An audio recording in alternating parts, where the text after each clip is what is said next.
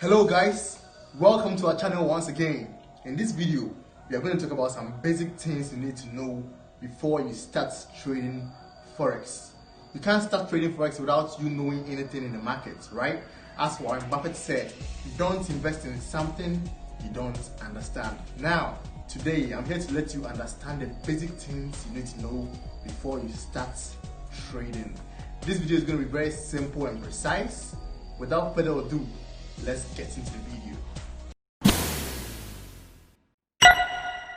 When you hear someone saying, I'm a forex trader, I trade the dollar, I trade the gold, I trade the pounds, the euro, or even the Aussie dollar. Now, what you need to know is that in forex trading, you just don't trade with one currency. The currency needs to be in pairs. For example, the USD JPY, that's the US dollar, and the Japanese yen, or the GBP USD, that's the Great British Pounds and the US dollar, right? So if you place a buy trade on the GBP USD, that means you are buying the GBP over the dollar. So simultaneously, you are trying to predict that the GBP is going to go up, at the same time the dollar is going to come down. Now let's talk about analysis. We have three types of analysis. There's the technical analysis, the fundamental analysis, and the sentimental analysis. Now in this video, let's focus on the two main analysis. That's the technical and fundamental analysis. As you've already heard before, history is bound to repeat itself, right?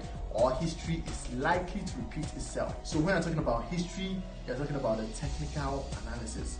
So doing technical analysis, you can use some indicators, some price actions, and some movement in the market to predict the next move of the market, right? So that's the technical analysis. Also, going in depth in the technical analysis, we have the trend lines, we have the channels, we have the supports, and we have the resistance. If you use an application like Twitter, you probably see trends, right? You can see trends in your country, trends in your region, trends in your city, and whatever. When you see trend, it means what is the direction most traders are going. Is it an uptrend? Are most traders buying the currency pair, or is it a downtrend? That means most traders are selling the currency pair. For the fundamental analysis, we are talking about the fundamentals of a country. How is the economy performing? Okay, if the economy is performing very poorly, you should expect the currency pair to also perform very poor. Are more people gaining employment in the country?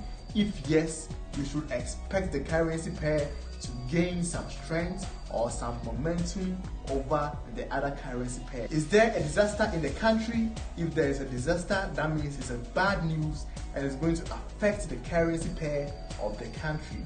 So this all counts or fall under the fundamental analysis. We also have take profits and the stop loss. So with take profits, you wouldn't want to be glued in front of your screen the entire session. You have an open trade, right? You might want to visit a friend, buy some pizza, go to the washroom, or you might want to do some personal stuff that are important to you. So that's whereby we need the take profits limit. So it's a limit you're going to set so that when you are not in front of the screen and your price gets to a certain point you would want to take your profits, you're going to take profit automatically. So the system is going to cut the trade for you to take profit automatically. Now, let's talk about the stop loss. So the stop loss is also a limit that you can place so that if you're not in front of your screen to cut your losses, it's going to cut it automatically for you so that you don't blow your entire trading account. So take profit and stop losses are very important when it comes to risk management. Now guys, let's talk about the psychology of trading. The psychology of trading.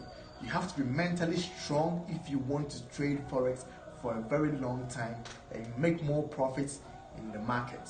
You don't necessarily need to follow the masses all the time, because most people are saying the market is going towards the upwards direction, then you place a trade towards that direction. No, you need to make your analysis and believe in your analysis that you're going to make profits with it and trade with it and take full responsibility of your actions in the market.